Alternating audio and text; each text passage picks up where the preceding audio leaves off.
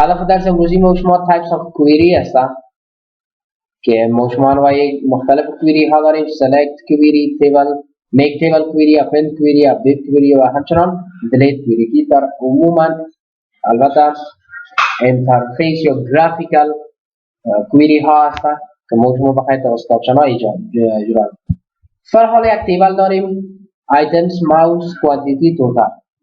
در استقامت تیبل ایجادش کردیم، میبینیم که توتال در استقامت ظاهر نیست. هدف ما این است که ما میخوایم این توتال فرض کو از طریق کویری اجرا کنیم. مین در استقامت کرییت کویری دیزاین اد کرده، بعد کلوز میگیم، تمام زیر میگذاریم در استقامت. یک دیگه گذاشته میریم در استقامت توتال دبل دات میگیم. طرف چپ دبل دات ارتباط با عنوان یا فیلد نیم ما میگیره، طرف راستش ارتباط با فرموله. فرموله ما چی هست؟ میگیم که پرایس ضرب در کوانتیتی. بعدا کلوز کرده سیوش میکنیم به نام توتال. حالا که ما توتال باز میکنم کویری را میبینیم که در این استقامت توتال هم بر ما ایجاد کرده. پس ما میخوایم که از این تیبل خود که توتال هم داره، البته سوری از این کویری خود که توتال هم داره یک تیبل ایجاد کنیم. فی الحال تیبل قبلی که ما شما باز میکنیم توتال نداره. ما شما این توسط کویری کلکولیشن خود اجرا کردیم و توتال هم فی الحال ظاهر شده و در این استقامت ما میخوایم که تیبل ایجاد کنیم. پس چی کار اجرا میکنیم؟ میایم دوباره در استقامت دیزاین از این دیزاین که آمده، فی الحال نوعیت کویری ما شما سلکت کویری هست. هر نورمالی کویری هایی که ما شما ایجاد میکنیم سلکت کویری میشه. هدف ما این است که ما از نمی کویری خود میخوایم یک تیبل ایجاد کنیم. فی الحال از این تیبل کویری ایجاد شده، پس هدف ما چی است که از این کویری یک تیبل ایجاد کنیم که دارای توتال باشه، چون که ما شما اینجا کلکولیشن خود ایجاد کردیم. پس این صورت میگم میک تیبل. نام تیبل ما شما چی باشه که در استقامت در میشه. میگه که فرض کو باشه items with total، هر نام را که شما باشه انتخاب کنید. current database دمی دیتابیس، اگر خواسته باشید در دیتابیس دیگه هم میتونید. بعدا اوکی میگیم. مجرد اوکی کردیم کلوز میکنیم کویری خود، کویری خود سیو کردیم، ببینید آیکانش هم چنج شده. به خاطر که نوعیت کویری را از سلکت کویری و میک تیبل کویری چنج کردیم. حالا کویری ما شما تیبل ما نام ده به نام items with total. پس یک بار بالای دبل کلیک کرده yes you are about to paste 4 rows، چقدر روی که در تیبل داریم. بعدا yes میگیم، حالا ببینید items with total ظاهر شده همراه با total. ما اگر خواسته باشم که تغییرات بیارم در منبع اصلی item تیبل دی تغییرات میارم، فرض کنین کی است که میگم خان است، خان نیست، درج میکنیم سی دی روم فرمان این چیزا میکنیم. سی دی روم فرض کنین دانه چند است؟ دانه تقریبا 2000 یا میگیریم 1000 و تقریبا 300 دانه سی دی روم داشته. فالحال توتال اینجا ظاهر نمیشه و اگر بریم آیتمز و توتال اینجا هم نیست، چون به خاطر که هنوز تا مشما کویری خود رن نکردیم، یعنی اپدیت نشده. به خاطر از این یک دبل کلیک میکنیم yes yes you are okay. خب والحال باز هست، یک کلوز میکنیم you are about to paste 5 rows yes. حالا که شما میرید اینجا سی دی روم دانه 1000 که 300 دانش تقریبا 300. خب با موضوع میک تیبل کویری هم واضح شد که ما شما توسط میک تیبل کویری از کویری خود میتونیم که تیبل. بعد داریم اپند کویری. خب پیش از اپند کویری میریم بالای استقامت دیلیت کویری، بعد میریم باز بالای استقامت اپدیت کویری. خب فی الحال میریم بالای دیلیت کویری. فرض کنین آیتم تیبل داریم، مجموعه آیتمز های مختلف هست، بسیار چیزا هست. ما میخوایم فرض کنیم که ماوس دیلیت کنیم. یکی خب نورمالی اگر ما خواسته باشیم در این استقامت کلیک کردن رایت کلیک برش میگیم که دیلیت، هر ریکارد که خواسته باشیم میتونیم. اما در وقتی که ما دیتابیس ایجاد میکنیم، دیتابیسی که باز به این شکل نمیشه که ما تیبل رو بیاریم در دیتابیس. در اونجا دیگه باز چی باشه؟ یک بتنک باشه بسیار ساده، چون که یوزرها استفاده میکنن میگه باید فرندلی باشه، بسیار اینترفیس خوب داشته باشه. اونجا یک بتنک باشه، بتنک فشار بدم اون چیزی که ضروریتش است پیش تقاضا کنه بعدم دلیل شه. بعد اینجا ما شما چیکار اجرا میکنیم؟ میم از استقامت کرییت کوئری دیزاین، کوئری خود اد میکنیم آیتم تیبل اد کلوز، بعد تمام زیر میگذاریم با استقامت پایین، بعد برش میگیم که دلیت. بالای دلیت کلیک کردیم، سعی کنید این استقامت کریتریا ظاهر میشه بیاد کجا رو دلیت کنه، بر اساس آیتمز میخوای، بر اساس پرایس کوانتیتی توتال کدام تو حال میگیم آیتمز باشه. آیتمز رو درج میکنیم اینجا enter items name to delete، بعد کلوز کرده سیوش میکنیم به نام items deletion. حالا اگر آیتم تیبل میایم فرض کنیم میخوایم که پاور کیبل رو ریموو کنیم با تمام خصوصیاتی که داره، میم بالای استقامت items deletion yes enter items name to delete چی بودک؟ پاور کیبل. پاور کیبل درج کردیم، بعدا اوکی میگه you are about to delete ویندوز، بعدا yes میگیم. حالا که در استقامت آیتم تیبل میایم دیگه میشینیم که وجود نداره. بعدا میریم در قسمت کرییت کوئری دیزاین، آیتم تیبل اد کرده، بعدا کلوز میکنیم. موضوع دلیت کوئری رو فهمیدین که ما خواسته باشیم ریکوایرد کنیم مستقیم توسط آیتمز پرایس کوانتیتی هر یک موضوعی که خواسته باشیم که اساس باشه براتون میتونید. بعدا داریم اپدیت. اگر ما شما میره یک تیبل دیگه ایجاد کنیم فکر کنم خوبتر است، حتی یک دیتابیس دیگه ایجاد کنیم.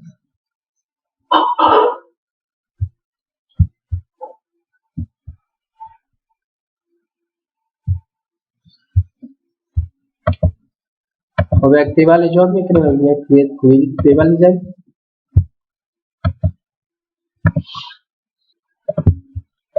خب تیبل ایجاد کردیم، نیم پست سالری، بعدا من در قسمت کرییت کوئری دیزاین کوئری اد کرده کلوز میکنیم، فیلدها رو میگذاریم در استقامت، بعدا من بالای بخش اپدیت که گفتیم اگر ما بیم فرض کنین ماشه از 12 به 1000 چنج کنیم یا 14 ای اپدیت یک تغییر. احمد به احمد عزیزی تبدیل کنیم این هم اپدیت است. احمد به فرید تبدیل کنیم این هم اپدیت است. چنج کردن یا تغییرات آوردن بالای فیلدهایی که از قبل وجود داشته باشه. خب حالا من در استقامت دیزاین بعدا اپدیت میگیم برش. اپدیت به اساس چی میپریم؟ به اساس نیم فرض کنیم اپدیت تو سرچینگ ترتیب میکنیم enter new employee name، بعدا enter all employee name to change، بعدا کلوز کرده سیوش میکنیم به نام changing by name.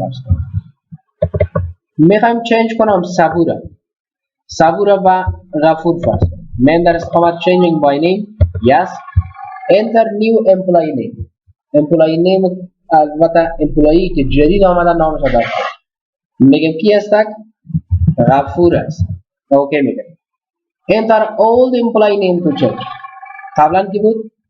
صبور. مجرد که انتر میکنیم you are about to update one yes. حالا که شما من اینجا ببینیم صبور با کی تبدیل شده؟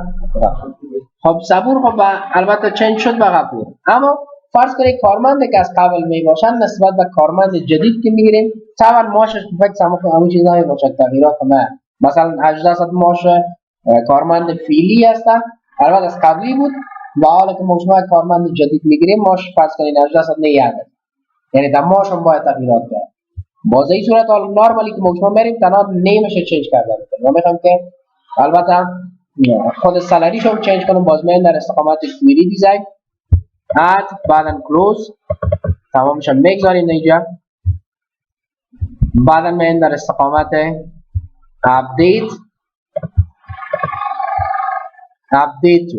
به اساس نیم enter new employee name باز هم enter old employee name to change. من در استقامت salary enter new employee salary. باز هم enter old employee salary. و بعدا پوزیشن شون میکنی، اگر پست شون چنج کنی پست شون میکنی، اگر آیدی ش خاصه باشی باز آیدی شون میکنی، تغییرات میکنی. فالحال هم قدر کفایت میکنه. کلوز میکنی، میره سیوش میکنی.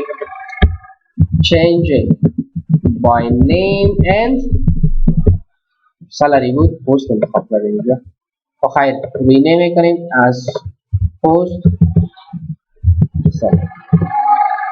خب تیر اول میخوایی که چنج کنید، فرض کنید میخوایم نوید چنج کنم. نوید فرض کنید با فرید میخوایم چنج کنم. نوید البته با صمیم فرض کنید. نوید ماشش 11 سال است. این چنج میکنیم با صمیم که ماشش فرض کنیم 1000 باشه. changing by name میگه enter new employee. شخص جدید کی است؟ صمیم است. enter new employee salary ماشش چقدر باشد؟ 1000. enter old employee name کی بوده؟ نوید بود. نوید. enter old employee salary ماشش چقدر بود؟ 11 سال. فعلا شخص که گرفتیم با نام صمیم که ماشش 1000 باشه. اوکی میگه you are about to update one. بعد yes گفته. حالا که شما باز میکنیم ببینید نوید و صمیم تبدیل شد و ماشم 1000. احمد هم میخوایم چنج کنم که ماشش 2000 است. سعی کنین اینجا دو احمد است. یک احمد در پایین است، یک احمد در بالا، یک شایتی است، یک شدمی. اگر من نورمالی چنجینگ بای نیم از اینجا برام تنها نیمش رو چنج کنم، فرض کنیم میخوایم که گفته enter new employee name درج میکنیم مریم. enter old employee name چی بود نامش؟ احمد. enter که میکنیم میگه you are about to update two رو. چرا؟ به خاطر که دو نام با یک نام چی هستن؟ دو شخص با یک نام است. دو تا احمد است با یک نام. این حال خود نمیشه که دو تا احمد رو چنج کنید دو تا مریم است. یعنی هدف ما چی بود که یک احمد. حال فعلا اگر یس بگوییم سه مستقیما چنج شد هر دو مریم، هر دو احمد با مریم چنج شد. پس هدف ما چی است که میخوایم چنجش کنم. فرض کنیم حال فعلا موضوع چنجینگ با نیم سالاری درج کردیم. اگر نامایشان یک چیز بود آیا ماشاتشان یک چیز است؟ نیست. یعنی امکان داره که ماشان هم یک چیز باشه، امکان داره که توش در یک پوزیشن باشه، اما آیدیشان هیچ وقت یک چیز نمیشه. پس با شما میتونید چنج کنید. حالا ما میخوایم مریم که ماشش 2000 است این چنج کنیم. با فرض کنید با شخصی که فرض کنید جواد است ماشش هم 1800 میگه. حالا changing by name and salary میل استقامت enter new employee name شخص جدید کی است؟ جواد است. enter new employee salary ماشش چقدر است؟ 1800. enter old employee name to change قبلا کی بود؟ مریم بود. ماشش هم 2000. You are about to update one. حالا که شما من اینجا ببینید جواد مریم با جواد چنج شد، ماشش که 2000 بود با 1800. این چنجینگ یا تغییرات آورده. بعد میریم در استقامت بعدی از این کویری دیزاین. ما شما داریم append query. delete query رو هم فهمیدین. بعدا update query رو هم فهمیدین. make table query رو هم فهمیدین. select هم حالا این بالای append query. append خود ضمیمه کردن هم مگر خواسته باشم که دیتای یک تیبل خود در تیبل دیگر ذخیره کنم باز از چی استفاده میکنیم؟ append query. چه قسم؟ فرض کنین ما شما اینجا یک دیتابیس داریم. فعلا دیتابیس ما شما 20 است. خب این کلوز میکنیم. دیتابیس قبلی خواهد باشه. فایل دیتابیس 19 ایتمز تیبل از اینجا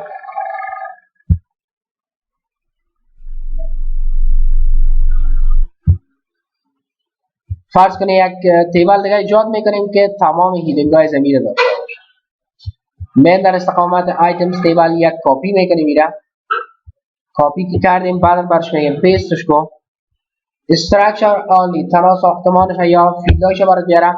استراکچر ان دیتا فیلدا را همراه با دیتایش بیاره یا اپند میگیم. نمیگیم تنها برای چی شه بده فیلداش بده استراکچر آنلی. ببینید کپی اف آیتمز تیبل ایره میتونه که باز رینیم هم کنیم به نام فرض کنیم فایل استاک. هدف ما شما از این تیبل چی است؟ فرض کنید این تمام تیبل ما شما است، تمام مواد است در دفتر است. میگیم هر مواد را که فروختیم ما شما باید اتوماتیک یک کپیش ترانسفر شود در کدام استاک تیبل. هر یک جنس را که ما فروشم باید یک کپیش به استاک بره. چطور این کار اجرا میکنیم؟ فالحال آیتم تیبل داریم و استاک داریم. من بالای آیتم تیبل در استقامت کویری دیزاین آیتم تیبل اد کرده بعدا کلوز میکنیم.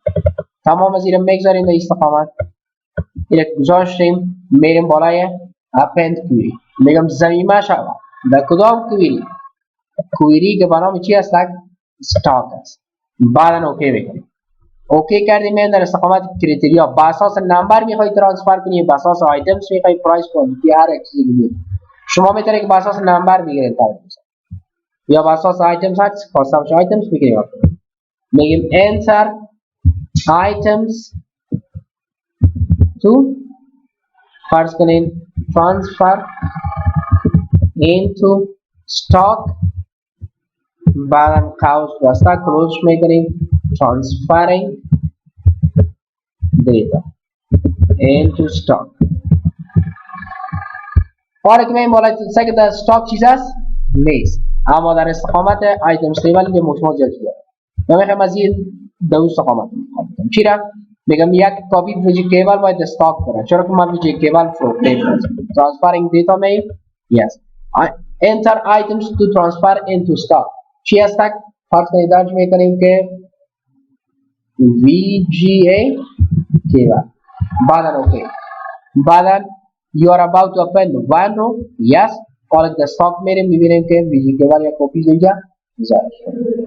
باز اگر خواسته باشیم در استقامت ترانسفرینگ دیتا مثلا دیگه چی رو میخواهید CD رو اوکی میکنیم you are about to append one row और که بریم دستاک تیبل CD رو هم اینجا علاوه شد. اینو میتونید ضمیمه کنید هر یک دیتا اپند کنید. بعدا در قسمت کویری تیبل من کویری دیزاین آیتمز تیبل اد کرده کلوز موضوع اپندم فامیلی که شروع ضمیمه کنیم دیتا خدا در یک تیبل دیگه و اگر ما شما در استقامت قرار میدیم مثلا میگم توتالش نباشه ایران چک کردم مستقیم رن میگم مستقیم براتون رن میکنم پس دیزاین ویو بود و دیزاین وقت به شکل دیتا شیت به شکل چارت SQL که شکل داره. فالحال کار مرکز بالای دیزاین ویو و این بود موضوع درس